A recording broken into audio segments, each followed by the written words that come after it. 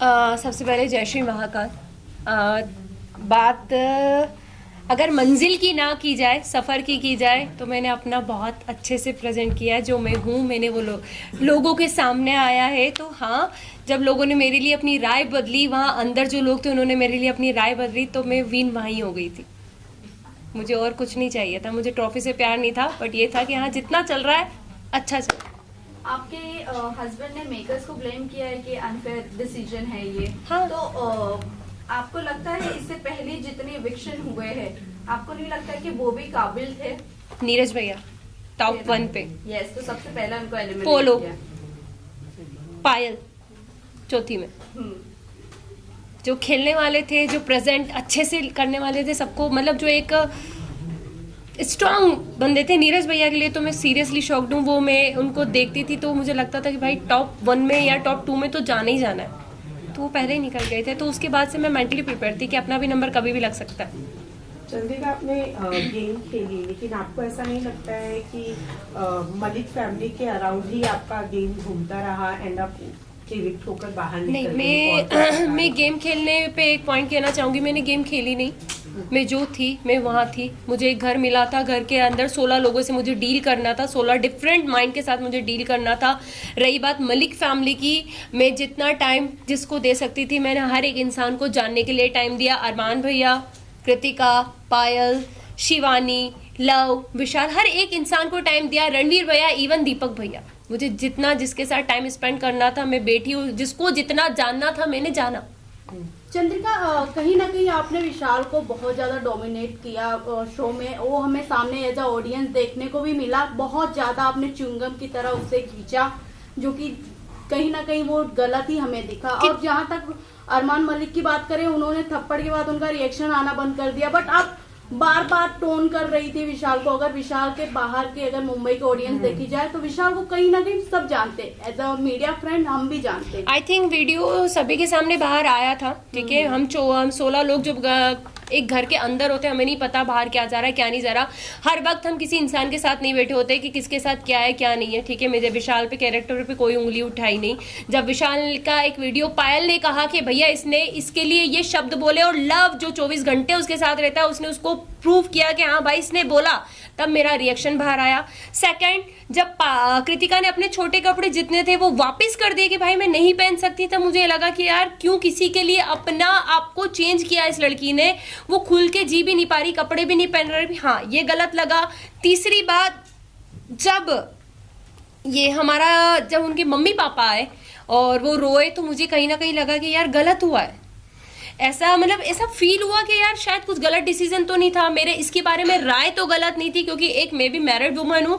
कोई मुझ पे भी ऐसे उठाएगा, क्वेश्चन उठाएगा, तो मेरे पति को बुरा लगेगा। तो मुझे उस वक्त बुरा लगा, मैंने विशाल का साइड लेना बंद कर दिया। बट जब उसके मम्मी पापा ने बोला, सारी चीज़ें हुई, हाँ मुझे हर्ट हुआ। मैंने उससे हाथ जोड़ के माफ़ी भी मांगी। मैं किसी से वहाँ घमासान दुश्मनी मोल लेने नहीं जा रही थी। मैं किसी को, कैरेक्टर को कभी जज नहीं करती। मैं वो लड़की हूँ कि लोगों ने अभी तक मुझे जज करा है, तो मैं कभी किसी को जज नहीं करती। बट उस घर में जो हमको हाँ या ना में आंसर पूछा जाता, यस या नो, बीच का कोई सीन ही नहीं था। तो हाँ, ना तो ना। बट जब मैं बाहर निकली हूँ और विशाल के कुछ वीडियोस मुझे दिखे हैं, और आई थिंक आप लोगों को भी दिखे होंगे, सबने अपनी अपनी राय दी थी, और मैं अपनी राय देती हूँ, विशाल ने गलत किया। वेल, आप तो बोल रहे हो कि विशाल ने गलत किया, agree to you. But the thing is कि आपने शिवानी को जाकर कहा था, आपने शिवानी को बोलने की भी कोशिश की, आप उसके साथ सेफ कैसे फील कर सकती हो? आप सेफ फील वर्ड नहीं यूज किया मैंने। भी बोला, नहीं बोला था। मुझे एक ही सवाल है, बाहर आकर आपको अरमान मलिक के बारे में भी बहुत सारी चीजें पता चली नहीं चली। मैंने अभी तक मुझे है कि अरमान मलिक सेफ है वहाँ पर लड़कियों के लिए? एक सेकंड में आपसे बात कंप्लीट कर देना चाहती हूँ। आपका क्वेश्चन, मैंने कभी शिवानी को विशाल के साथ उठना बैठने के लिए मना नहीं करा। मैंने अपनी एक राय रखी, क्योंकि जब वो सीन हुआ था उसके 2 दिन के बाद मैं उस जगह से हट चुकी थी। शिवानी बहुत अच्छे से, शिवानी हमसे कहा था दीदी आप हमारे साथ क्यों नहीं बैठते, तो मैंने 2 दिन के बाद शिवानी को ये जवाब दिया, शिवानी सिर्फ आपसे एक चीज़ पूछेंगे कि आप एक गाँव की लड़की हो, आप एक मतलब बहुत बड़ा मैटर था, हर चीज़ थी, एक किसी का सामने आया था, तो हमने बस उससे इतनी बात पूछी थी कि शिवानी आप वहाँ बैठ के कैसे हंस सकती हो, आप उस इंसान को गलत क्यों नहीं बोल रही हो, मुझे बस एक चीज़ बताओ। मैंने उसको बैठने के लिए मना नहीं करा। सेकंड, अरमान जी की बात आती है, मैंने अभी तक कोई वीडियो नहीं देखे, मैंने मोबाइल भी हाथ में नहीं लिया है। जब उनकी सारी मैं धीरे देखूंगी जो चीज़ हुई है, अगर वो गलत होंगे तो मैं उन्हें गलत जरूर बोलूंगी। चंद्रिका, Last आपने question. रणवीर सर की बात करें तो उन्हें भी आपने बोला था कि विशाल और रणवीर जिस तरीके से लड़कियों को देखते हैं, छोटे कपड़े पहना, हम अनकंफर्टेबल हो जाते हैं। हमने एक क्लिप में सॉरी, देखा था। मैंने रणवीर का नाम यूज आज तक नहीं किया होगा। हमने देखा था, के inside- बारे में भी जब उन्होंने Yeah. आपको मसाज ऑफर की थी, आपने Right. उनके बारे में भी अब कुछ अलग इमेज बनाई थी अपने आप हर दिमाग जगह में। जा हाँ। जाके चंद्रिका अपने बारे एक में क्वेश्चन करेंगे आप मुझसे, दोनों के मिक्स हो गए क्वेश्चन शायद। दोनों का कहने का आपने मतलब अभी एक ही कहा है। कि मैं किसी के बारे में कुछ Judgment नहीं देती, judgment right, नहीं देती। right. फिर उसी के वर्डिंग में जब आपने मसाज वाली बात आई थी, शायद मेरा कंधे पे एक नस चढ़ी थी, एक टास्क मिला था गुड्डी वाला, उसमें मैं फिसल गई थी, गिर गई थी, तो मेरे कंधे पे नस आई थी। और शायद सना सुल्तान ने उस वक्त मेरे हाथ की मसाज करी थी। सारी चीजें, मैं बाहर घूम रही थी क्योंकि मैं दर्द बहुत ज्यादा हो रहा था, मैं किसी को बता नहीं पा रही थी। तब साई ने मुझे कहा, चंद्रिका मैं तुम्हारे कंधे की मसाज कर देता हूँ।